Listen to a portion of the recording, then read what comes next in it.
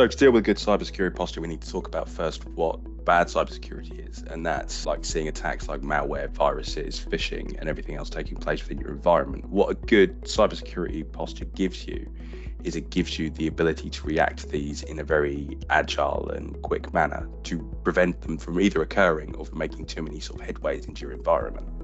It's really important that when you look at these, you look at the difference between cybercrime and cyber warfare. Cybercrime is a one-off activity done generally by bad actors that are only in it for either money gain or monetary gain or to do some damage. It's almost like a terrorist group almost. They want to do damage just because they have a grievance with the company they're acting on. While cyber warfare is more politically driven. So the main thing that comes into mind is the Russia-Ukraine conflict, where Russia has been attacking Ukraine's critical infrastructure, which is energy, water, and nuclear, as hard as they can to try and breach into that and then bring this country down. And a lot of businesses haven't really been putting a lot of money into the cybersecurity space, which is where a lot of the problems has come in, because now that cyber warfare and cybercrime is so high, there's not the professionals or the tooling in place in a lot of companies to actually sort of bring that out. And that's what BJSS are trying to do. They're trying to bring in consultants and experts to try and sort of speed up the maturity of a lot of companies as fast as we can by giving you the expertise and experience and everything that takes years to muster and years to accumulate straight away, to have people who are ready with industry knowledge to then sort of sit there and say, we're ready to go. This is how you can improve your environment. There's a major impact on businesses, especially those that haven't got strong cybersecurity backgrounds. It's not just the servers, your endpoints, your firewalls that are weak, it's the users within that.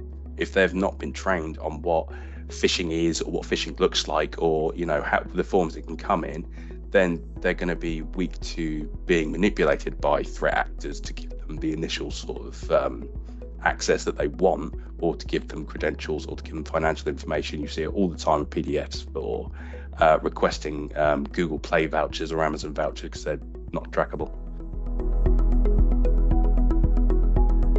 Identifying the impact of a cyber attack really comes down to how well your monitoring is in place, or how good your monitoring is. If you have monitoring, for example, on a firewall and you see an external connection, you'll know you've been impacted. But if you're not monitoring things like firewalls or endpoints or network, or in a cloud space, especially like all of your applications going in and out and sign-in logs, you won't know that you've been breached until the hacker comes back and tells you you've been breached. This is everything we've got from you. Especially when it comes to protecting the information as well. It's called the onion method. You have several layers of security all on top of one another that makes it as difficult as possible to get any sort of critical information or useful information out of the environment. At that point, they're going to go on for the next person along the line who's got less security than you. There's no real way to avoid a information security incident. You can make it as difficult for anyone as you can, but there's going to be a way they get in, whether it's going to be a 0-day or a disgruntled employee, or there's a server that's been set up that you're not aware of that's poking out of your network. And it's all about trying to get that constant view and constant sort of monitoring to come back to you and tell you that there's all these problems in your environment and this is how you can fix them. And once again, that's where the consultants come in. We come in as a engineering team and have it as a well architected framework, or a WAR framework, where we come in and we have a look at all your endpoints, and we have a look at your monitoring, we have a look at your logging, have a look at how everything has been set up, and just try and really bring that to the point where we're comfortable and you're comfortable with the outcome. It's always going to be against a standard as well. So a lot of major industries will have standards that they want to compare to. NIST is a great one. ISO 27001 is a great one. CIS V8 is another great one that we're using in our own assessment tools now. And that's just a list of different bits and pieces that we hold people up against, and it shows us where the weaknesses are. No one's going to get 100% on these assessments. We don't expect everyone to get 100% on these assessments. But when you have something like that on paper, you can then start having a look at what's high risk, what's low risk, and what's medium risk. And then at that point, you can work on either remediating it completely. So if it's as simple as you need to put logging on a server, that's a really simple remediation. If it's something that's so complex, or something that has a reliance on something else that we can't change, then it's about mitigating that risk and that vulnerability down to a point where it's acceptable and it's really hard to manipulate. And that's on a impact versus likelihood matrix.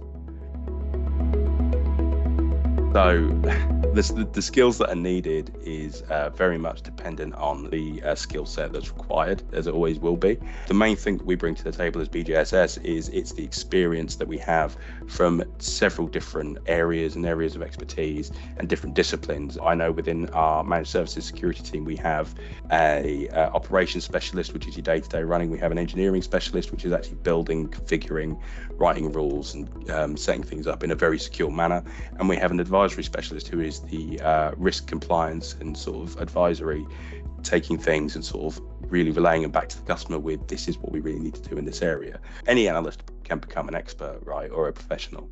There's nothing that's stopping them. It's all just about experience and a willingness to learn and bring everything in. The cybersecurity experts in BJSS really sort of meld well with the teams that we already have and meld well with the clients' teams as well, because we are constantly having that back and forth with our engineering teams and constantly having that back and forth with our clients' teams to say, this is where we see the pain points are. Let's discuss how to get these and how to get these secure.